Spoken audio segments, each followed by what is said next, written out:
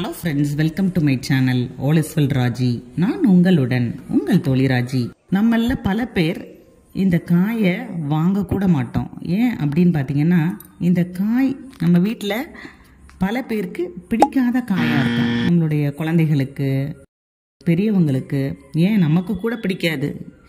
ஆனால் சில பேர் அதனுடைய மருத்துவ குணம் தெரிஞ்சனால பயன்படுத்துவீங்க. ஆனால் நீங்கள் எல்லாருமே விரும்பி சாப்பிடக்கூடிய ஒரு ரெசிபியாக நான் சொல்கிற இந்த ரெசிபி இருக்கும்.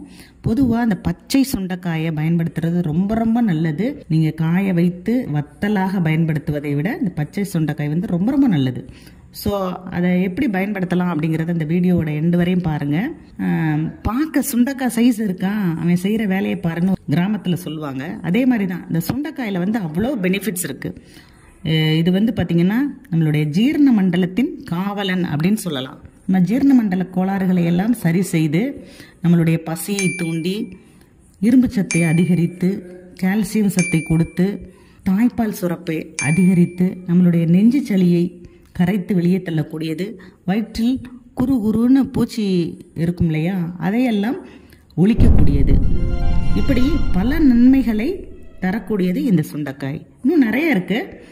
நம்ம இந்த சுண்டைக்காயை எப்படி டேஸ்ட்டாக பண்ணலாம் அப்படிங்கிற ஒரு ரெசிபிக்குள்ளே போகலாம்.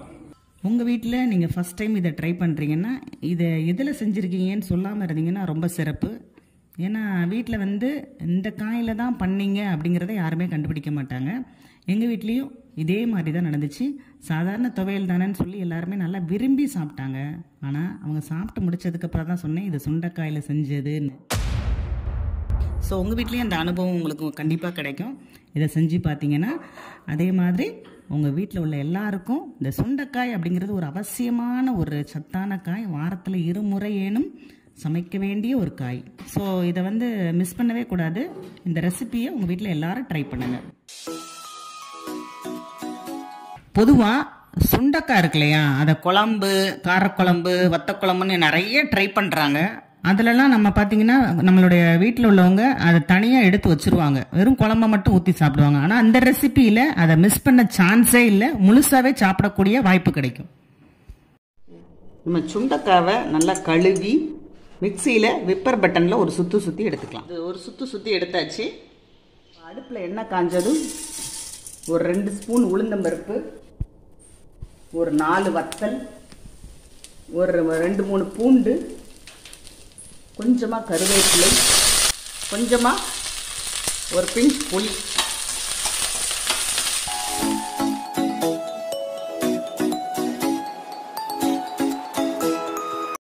பாருங்கள். இதை இப்போ நம்ம ஓரமாக எடுத்து வச்சுக்கலாம். நம்ம 1 ஸ்பூன் எண்ணெய் ஊற்றி அதே கடாயில் இந்த சுண்டைக்காயை போடுறோம்.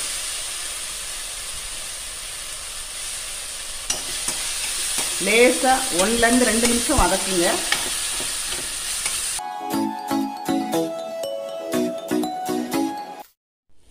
இப்போ அது கூடயே நம்ம கொஞ்சம் தேங்காயையும் போட்டு வதக்கிக்கிட்டோம். நம்ம எவ்வளவு சுண்டைக்காய் எடுத்தோமோ அதே அளவுக்கு தேங்காய் போட்டு ஒரு 2-3 நிமிஷம் வதக்குனா போதும்.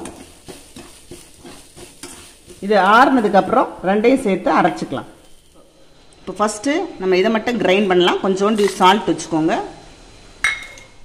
இப்போ இதோட நம்ம இந்த சுண்டைக்காவும் தேங்காவையும் சேர்த்துக்கலாம்.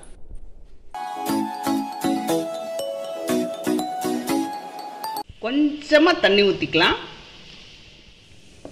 ரொம்ப ரொம்ப டேஸ்டியான சுண்டைக்காய் துவையல் ரெடி. தனுஷ் டைலாக் ஒன்று இருக்கு இல்லையா, என்னெல்லாம் பார்த்தா பிடிக்காது, பார்க்க தான் பிடிக்கும்னு. அதே மாதிரி தான் இந்த துவையலை, இது என்னப்பா அப்படி டேஸ்ட் இருக்க போகுதுன்னு அசால்ட்டாக தான் பார்ப்பீங்க. ஆனால் ஒரு தடவை பண்ணிட்டீங்கன்னா திரும்ப திரும்ப பண்ணக்கூடிய ஒரு ரெசிபியாக இருக்கும். உங்கள் வீட்டில் ட்ரை பண்ணிவிட்டு கண்டிப்பாக கமெண்ட் பண்ண மறக்காதீங்க. ஏன்னா இது சுண்டைக்காயில் செஞ்சதுன்னு யாருமே நம்ப மாட்டாங்க.